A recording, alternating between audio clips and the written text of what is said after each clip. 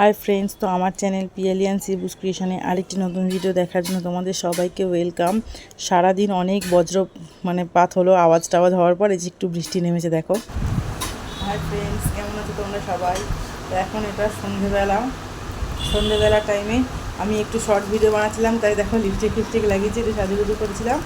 তো তারপরে এবার ছেলেকে এখন পড়াতে বসবো। তো তার আগে ভাবলাম রাতের ডিনারে কি করা যায়, অনেক দিন পরে বৃষ্টি হচ্ছে, একটু কিছু অন্যরকম খেতে ইচ্ছে করলো। তো কী আর করি, চিন্তা করতে করতে ভাবলাম যে তাহলে একটা কাজ করি, আলুর পরোটাই বানিয়ে ফেলি। তো দেখো, আলু কেটে ওটাকে আমি খোসা টোসা ছাড়াইনি, খোসা সমেত আলুগুলোকে দুফালি করে কেটে আর সেদ্ধ হতে দিয়ে দিয়েছি। সেদ্ধ করে রেখে দেবো, দিয়ে ছেলেকে এখন পড়াতে বসবো, পড়িয়ে উঠে তারপর বানাবো। তাই জন্য তোমাদেরকে তখন দেখাবো কীরকম কী হয়েছে।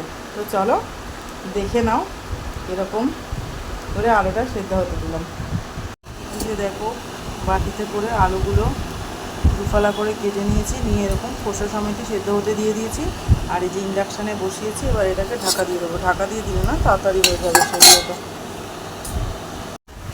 একদম প্রচণ্ড গরমের দাবদাহের পরে এবারে খুব সামান্য, সেরকম নয়, যাই হোক খুব সামান্য বৃষ্টি হয়েছে। সকাল থেকে তো প্রচণ্ড বিদ্যুৎ চমকাচ্ছিল, আমি তো ভাবলাম যে হয়তো অনেক বৃষ্টি হবে, আমাদের এখানে যেরকম জল জমে যাবে। তো কিছুই হলো না, খুব সামান্য পরিমাণ বৃষ্টি হলো। যাই হোক, তবু যে হলো এটুকুই অনেকটা স্বস্তি দিল আমাদেরকে। তো তোমাদের কাদের বাড়ির ওখানে বৃষ্টি হচ্ছে জানিও কমেন্ট করে। তোমাদেরকে তো বললামই, ছেলেকে পড়াতে বসেছিলাম, তো পড়িয়ে উঠে এলাম, এটা সেদ্ধ হতে দিয়েই ওকে পড়াতে বসে গিয়েছিলাম। এই নয় যে এতক্ষণ ধরে সেদ্ধ হচ্ছিলো। তারপর উঠে এসে যখন দেখলাম সেদ্ধ হয়ে গেছে, তখন গ্যাসটা নিভিয়ে দিয়েছিলাম, গ্যাস না, ইন্ডাকশানটা নিভিয়ে দিয়েছিলাম। দিয়ে আবার ছেলেকে পুরো পড়ানোটা কমপ্লিট করে নিয়ে তারপরে এসে এই জলটা ঝরিয়ে রেখেছিলাম আলুটা। তারপরে ঠান্ডাও হয়ে গেছে, খোসাগুলো ছাড়িয়ে নিলাম। তোমরা চাইলে এটা খোসা ছাড়িয়ে নিয়ে সেদ্ধ করতে পারো। আমি অ্যাকচুয়ালি যেহেতু ছেলেকে পড়াতে বসবো তাড়াহুড়ো ছিল, তাই জন্য আর খোসা ছাড়াইনি তখন। তো এখন ছাড়িয়ে নিলাম। আর এরপরে এর মধ্যে কয়েকটা মশলা অ্যাড করব, সেটা হলো নুন, চিনি, ভাজা মশলা ছিল আমার ঘরে তৈরি, সেটা, গরম মশলার গুঁড়ো, লঙ্কার গুঁড়ো, আর সাথে ছিল অল্প পরিমাণ চাট মশলা। তো এই সব কিছু দিয়ে নিয়ে এবার এটাকে খুব ভালো করে মেখে নিতে হবে। তো ওটাকে খুব ভালো করে একদম মেখে নেব হাতের সাহায্যে। আলুটাকে আগে কিছুটা মেখে নিয়েছিলাম, তারপর মশলাটা অ্যাড করেছি। তারপরে এই যে দেখো, পেঁয়াজ কুচিয়ে রেখেছিলাম, তো পেঁয়াজটাও এর মধ্যে অ্যাড করে দেবো। অ্যাকচুয়ালি এটা আলু আর পেঁয়াজই, শুধু আলু না, আলু আর পেঁয়াজ একসাথে করে দিয়ে পরোটাটা, তো আগে পুরোটা বানিয়ে নিই, তারপর বলছি। আমার বর তো খেয়ে বললো খুব ভালো হয়েছিল খেতে। তো এই যে দেখো, এইভাবে মেখে নিলাম, নিয়ে হাতের এই পলাটা বারবার নেমে আসছিল, আর নেমে এলে না কাজ করতে খুব অসুবিধা হয় আমার, সেই জন্য বারবার এটাকে তুলে নিচ্ছিলাম। তো তারপরে এই যে মেখে নিয়ে হাতগুলো হাতে যেগুলো লেগেছিলো এক্সট্রা, সেগুলোকে কাচিয়ে রেখে দিয়ে তারপরে তো ময়দা মাখতে শুরু করতে হবে।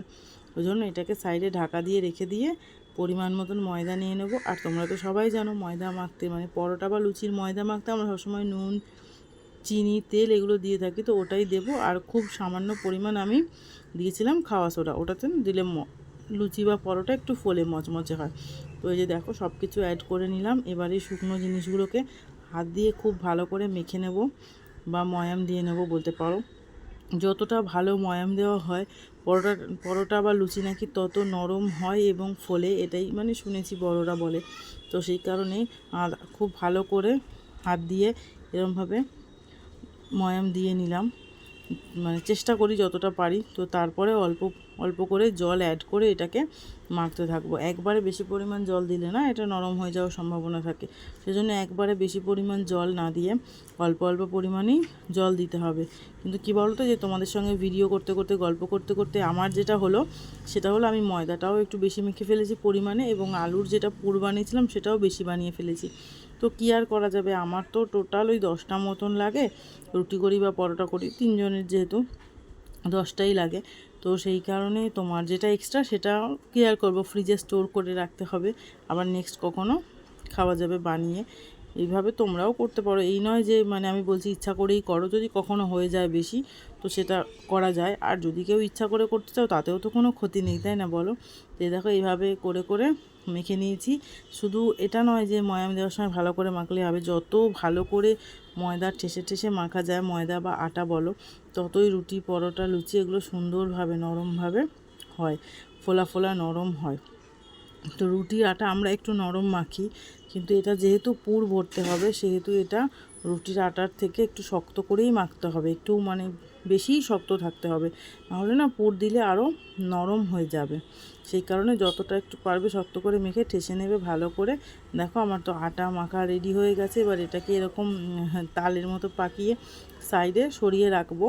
তারপর পুরটাকে নেব। আমি বললাম তোমাদেরকে যে আমি 10টাই করব। তো দেখো তোমাদেরকে আরেকটা জিনিস দেখাই, এই যে আমার বর আমার বিশাল বিশাল বড় উপকার করে দিয়েছে।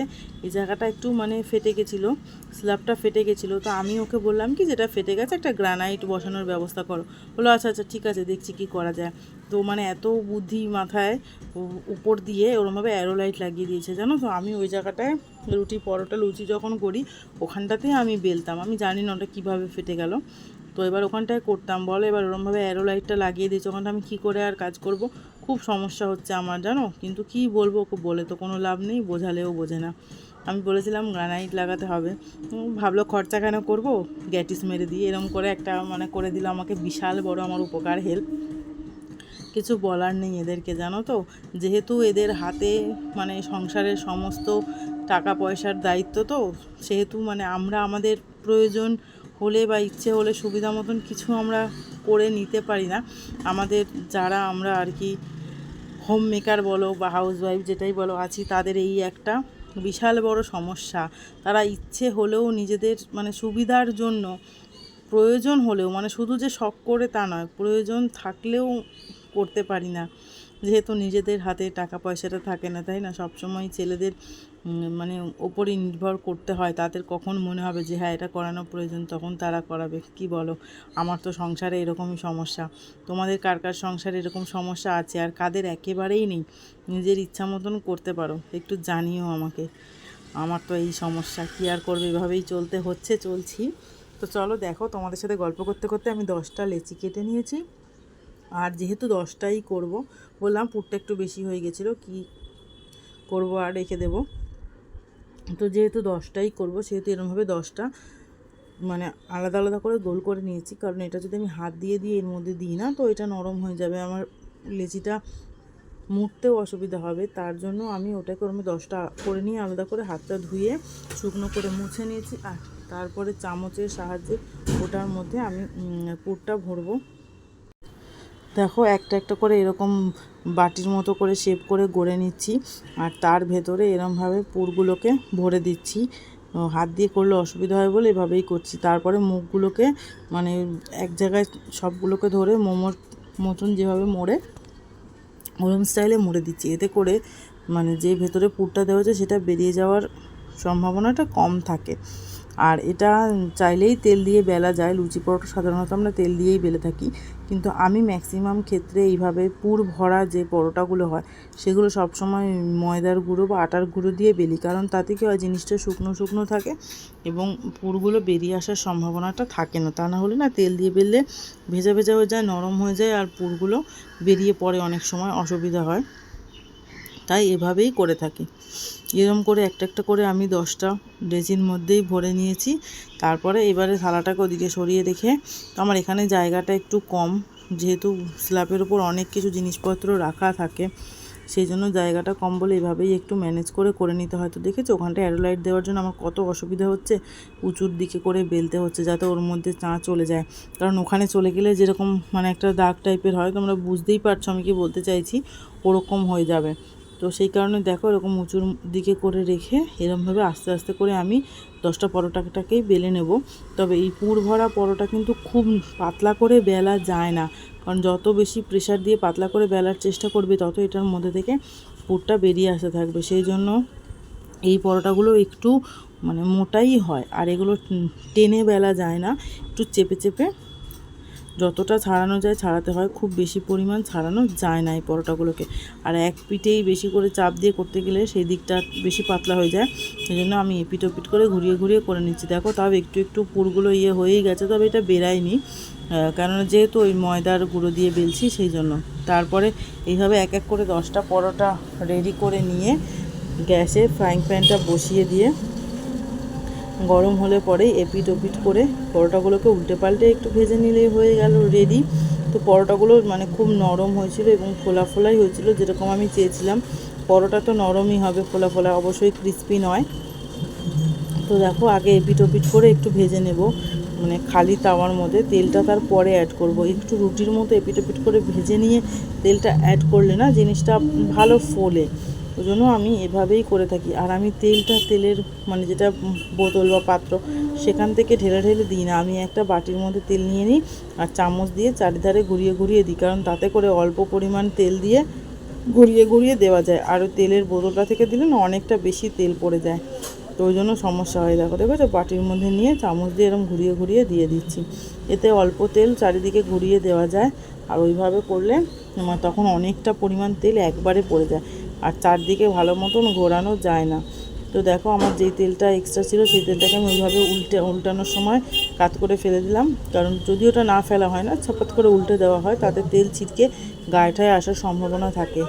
মানে অনেকবার এইভাবে ইনজিওর্ড হয়েছি আমি, তাই জন্য একটু সাবধানেই কাজ করার চেষ্টা করি। তো এভাবে করেই আমি সবকটা পরোটা ভেজে নিলাম, তারপর ছেলেকে খাইয়ে দিলাম। আর বর খেতে বসেছিল, তো দেখো চিকেন দিয়ে খাচ্ছে। চিকেনটা কিন্তু আমি বানাইনি, চিকেনটা ও বাড়ি থেকে মা পাঠিয়েছিল, তো ও খেয়ে বললো খুব ভালো হয়েছে, তোমরা ট্রাই করো আর জানাও কেমন